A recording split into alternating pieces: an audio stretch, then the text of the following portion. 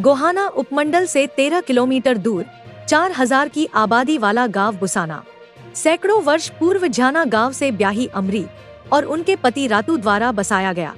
आज इस गांव की बागडोर किसान परिवार से आए शिक्षित और शांत स्वभाव के सरपंच रामपाल उर्फ पालू के हाथों में है।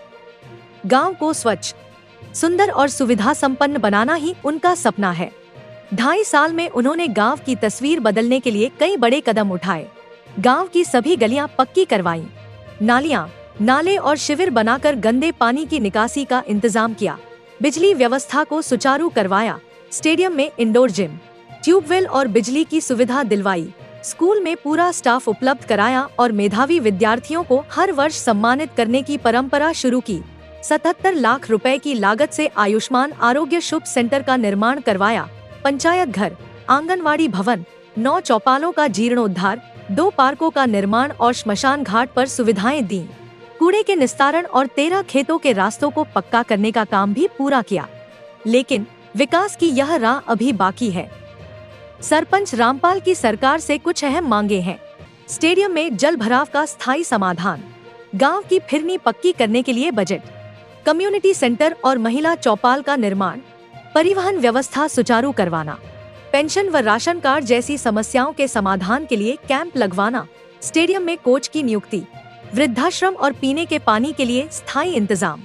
सरपंच रामपाल उर्फ पालू का कहना है, गांव बुसाना को स्वच्छ, सुंदर और हरा भरा बनाना हमारा सपना है। बहुत जल्द मंत्री कृष्णलाल पंवार से मुलाकात कर इन सभी समस्याओं का समाधान करवाया जाएगा। उन्होंने ग्रामवासियों से सहयोग की अपील करते हुए बच्चों को शिक्षित करने और नशे से दूर रखने का संदेश भी दिया। बुसाना गांव, जहां बदलती तस्वीर के साथ एक नया अध्याय लिखा जा रहा है। जाना गांव कैथल में है, वहां से आकर ये गांव बसा था और कई सौ वर्ष पहले यहाँ जो है इस गांव की बसासत हुई थी। इस गांव की बात करें तो गांव में सरपंच हैं रामपाल उर्फ पालू, जो कि बहुत ही अच्छा काम इस गांव में कर रहे हैं, काफ़ी दावे कर रहे हैं विकास कार्यों के। आइए इनसे बात करते हैं कि 2.5 साल के कार्यकाल के दौरान इन्होंने गांव में क्या क्या काम करवाए, जो ये सपने लेकर चले थे क्या उन सपनों को ये साकार कर पाए, और अगर कुछ पेंडिंग है तो वो भी हम इनसे बात करेंगे। रामपाल और पालू जी, आपका सबसे पहले स्वागत है। स्वागत है। राम राम सारे भाइयों को, आपको, जगत महानुज को। जी रामपाल जी, हमने आपसे चुनाव के दौरान भी बात की थी, काफ़ी सपने आपने देखे थे अपने गांव के लिए। तो क्या जो सपने आपने देखे थे, जो डेवलपमेंट करने की बात आपने की थी, क्या उन्हें पूरा कर पाए? अभी 2.5 साल आपको हो चुके हैं, 3 साल होने को। 2.5 साल हो गए भाई साहब। कुछ तो सपने पूरे हो चुके हैं जी, कुछ अधूरे हैं जी। क्या क्या सपने आपने पूरे किए? क्या गांव में मूलभूत सुविधाओं की बात करें तो पानी की व्यवस्था है, पीने की और निकासी की, गंदे पानी की निकासी की जो समस्या पहले भी थी, तो क्या वो समस्या दूर कर पाए या दूसरी चीज़ें आप कर पाए? क्या क्या कर पाए? पीने के पानी की कुछ समस्या तो हल हो गई भैया, कुछ रह रही है जी। और गंदे पानी की तो बहुत बड़ी समस्या है। कुछ समस्या तो हल हुई है गंदे पानी की भी, और कुछ ज़्यादा रह रही है, वही थोड़ी है। यानी आपने गांव की जो नालियां हैं वो हो सकता है ठीक कराई हो, लेकिन कहाँ गंदा पानी जाएगा उसकी प्रबंध नहीं कर पाए हो? नहीं, उसका प्रबंध नहीं। हम गांव के गंदे पानी को गांव से बाहर निकालना चाह रहे हैं। कहाँ, कैसे निकलेगा वो निकलेगा नालों के और शिविरों के तार। पीने के पानी की जो समस्या है, यहाँ TDS ज़्यादा बताया जा रहा था, नीचे का पानी है, गहरे ट्यूबवेल का पानी है, वो बहुत ज़्यादा गर्मी होती है उसमें। तो क्या आप उसको समाधान कर पाए, और अगर समाधान नहीं हुआ तो कहाँ से करना चाहेंगे? हम अभी समाधान, पानी का कुछ समाधान हो रहा है भैया, कुछ समाधान नहीं हो रहा। हम उसका समाधान ये करना चाहते हैं, 1-2 ट्यूबवेल और गहराई का लग जावे, 1 ट्यूबवेल लग जावे नहर के पास, वहाँ पर मीठा पानी है जी। जो गांव में बूस्टर बनाया जाए बड़ा, बूस्टर में पानी आएगा तो वो गर्म पानी भी नहीं होगा जी, तो वो पानी हर घर तक पहुंच जाए। भाजपा सरकार ने एक नई स्कीम चालू की थी खेतों के रास्ते पक्के करने की। किसान का जब ट्रैक्टर जो ईख लेके जाता था तो ट्रैक्टर फंस जाते थे, तो इसलिए रास्ते पक्के करने की बात थी। तो आप कितने रास्ते पक्के कर पाए? मैंने 12 से 13 रास्ते पक्के किए हैं गाँव के। अच्छा, हाँ। तो अब सही हो कम गए? से कम 15-16 रास्ते और भी रहे हैं हमारे। 15-16 रास्ते और भी बाकी हैं। है। अगर चिकित्सा क्षेत्र की बात करें तो स्वास्थ्य सेवाओं के मामले में आपका गांव कहाँ खड़ा है? चिकित्सा की बात करें तो स्वास्थ्य के लिए देखो सरकार ने हमारा बहुत बढ़िया मेडिकल बना के दे दिया है, उसकी सुविधा हमारी बहुत अच्छी है जी। डॉक्टर आने शुरू हो गए? डॉक्टर आने शुरू हो रहे हैं जी। अगर परिवहन व्यवस्था की बात करें तो क्या गांव में बस आती है और लोगों को क्या आने जाने में आसानी रहती है या कोई दिक्कत? नहीं सर, गांव में बस का कोई समाधान नहीं। चौपाल की अगर बात करें, गांव में चौपालों में मजमा लगता है, पंचायतें होती हैं, आने जाने वालों के लिए, बारात के लिए, बहुत सारे कार्यक्रमों के लिए जगह की जरूरत होती है। कैसी व्यवस्था है यहाँ? चौपालों में बढ़िया व्यवस्था है जी, और बढ़िया कर भी दी हमने कुछ। हर चौपाल में तो हमने तख्त डाल दिए हैं जी। हर चौपाल में हमने लाइट का और पंखों का भी समाधान कर दिया है। कुछ चौपालों का काम अभी भी रह रहा है जी। गांव में आंगनवाड़ी के माध्यम से जो भावी जनरेशन है उसका ख्याल रखा जाता है। आपके गांव में कितनी आंगनवाड़ी हैं और वहाँ किस तरह का हमारे माहौल? गांव में 3 से 4 आंगनबाड़ी है। आंगनबाड़ी में हमारे गांव में बहुत अच्छा माहौल है जी। एक जगह पर आंगनबाड़ी की बिल्डिंग भी नहीं है, वो चौपाल में बिठाकर पढ़ा रही है। एक बिल्डिंग की भी जरूरत है हमारे गांव में। आंगनबाड़ी में जितने हैं बच्चे सारे बहुत अच्छी तरह रहते हैं, बहुत और अच्छे से रहते हैं। उनको टाइम से राशन भी दिया जाता है बच्चों को। गांव की नींव होती है शिक्षा का केंद्र, यानी कि बिल्कुल। स्कूल की अगर बात करें तो वो किस हालत में है? स्कूल की बात करें तो सर, स्कूल की कुछ बिल्डिंग तो जर्जर हो रही है जी। स्टाफ बहुत अच्छा रहा, स्कूल में पढ़ाई बहुत अच्छी हो है जी। हम हर दूसरे तीसरे दिन स्कूल में जाते हैं, हमारा स्टाफ बहुत अच्छा है। जी। कुछ वो बिल्डिंग जो जर्जर है, उस बिल्डिंग को बनाने की सरकार से हाथ जोड़कर रिक्वेस्ट है, अगर हमारी बिल्डिंग को बनाया जाए। जी। यानी कि जो बच्चे होनहार बच्चे होते हैं, अच्छे अंक लेके उत्तीर्ण होते हैं, क्या उनको आप कभी कभार सम्मानित करते हैं? अब भी 15 अगस्त को भी हमने उन बच्चों को, जो बच्चे हमारे होनहार हैं, हमने सारों को सम्मानित किया। 15 अगस्त को भी उन बच्चों को जो फर्स्ट आए थे, सेकंड थे, थर्ड थे, उन सब बच्चों को सम्मानित किया जी हमने 15 अगस्त को। गांव से जो है हमारे ओलंपियन निकलते हैं।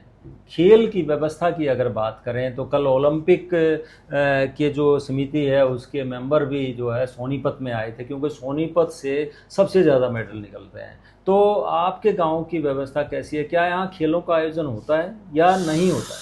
सर, खेलों का आयोजन नहीं होता, क्योंकि हमारा स्टेडियम है जो वो पुराने टाइम में बना हुआ है, पुराने सरपंच ने बनाया था। उस स्टेडियम में पानी भर जाता है, और पानी भरने के कारण हमारे बच्चों की सुविधा नहीं है। 1 महीना चले गए, 2 महीना चले गए, मन माना 5 महीने पानी भरा रहा उसमें, फिर बच्चे कहाँ पर करें?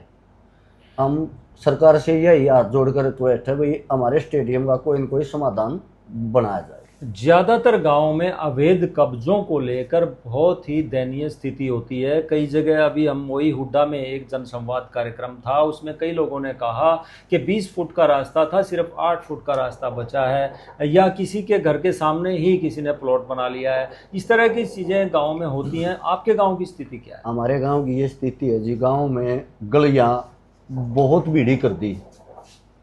जैसे वे 16 फुट की गली है जी, डीपीसी बना दी, उस पर डीपीसी के ऊपर नीम टेक देते हैं, फिर वो आगे डीपीसी हो जाती है, फिर उसके ऊपर नीम टेक देते हैं। जो गलियां चौड़ी थी उनको बीड़ी कर दिया लोगों ने। आपका क्या प्रयास रहता है फिर इसके लिए? हमारा तो यही प्रयास है सर, कि गली तो जितनी भी चौड़ी हो उतनी ही अच्छी हो जी। और हम चाहते हैं भाई, जो ही बाग नई गली बनाएंगे हम उसको चौड़ी बनाएंगे।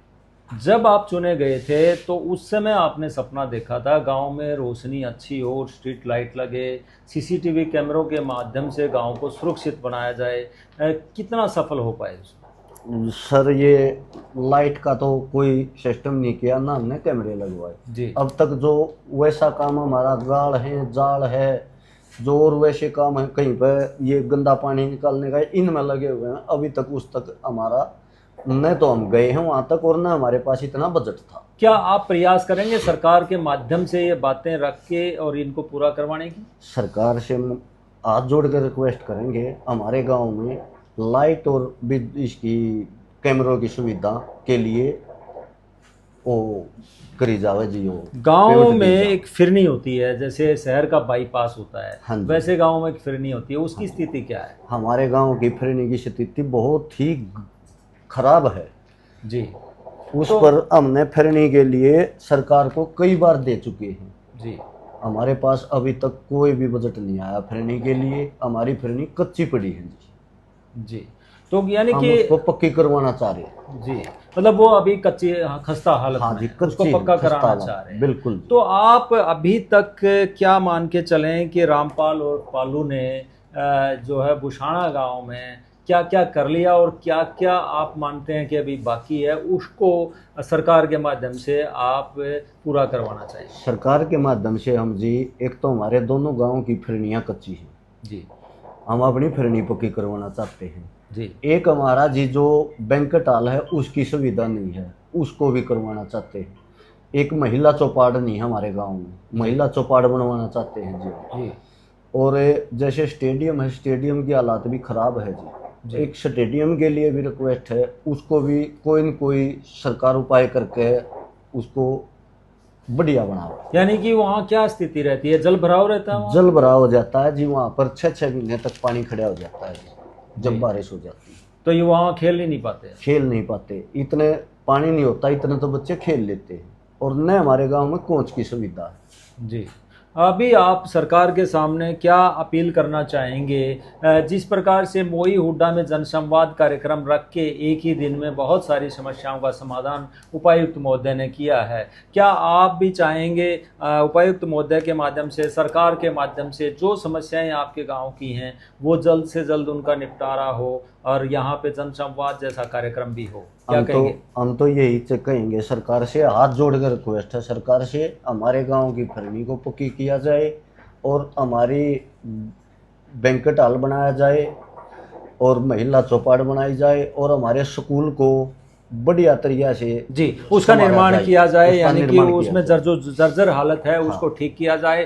तो दर्शकों, आपने देखा ये थे रामपाल और पालू, जो कि बुशाणा गांव के सरपंच हैं, युवा हैं, पढ़े लिखे हैं, मेहनती हैं और कुछ कर गुजरने की तमन्ना भी रखते हैं। सरकार की भी इच्छा शक्ति रहती है कि सरकार गाँव में अच्छी तरीके से गाँव को विकसित करे, वहाँ पर जो ज़रूरतें हैं उन्हें पूरा करे, लेकिन कई बार बीच में कुछ लोग ऐसे आ जाते हैं जहाँ तक जो सुविधाएं गांव तक पहुँचनी चाहिए वो नहीं पहुँच पाती हैं, या गांव की जो बात है वो सरकार के कानों तक नहीं पहुँच पाती है। इसलिए जगत महान न्यूज़ का यही प्रयास है कि गाँव में जो समस्याएँ हैं उसका सरकार को पता चले और ताकि जो बड़े बड़े बजट जारी होते हैं वो बजट गाँव तक पहुँचें और गाँव का समाधान हो पाए। देखते हैं आने वाले समय में, पिछले बचे हुए 2.5 साल में क्या रामपाल और पालू गांव में जनसंवाद जैसे कार्यक्रम आयोजित करवा के गांव की इन समस्याओं का समाधान करवा पाते हैं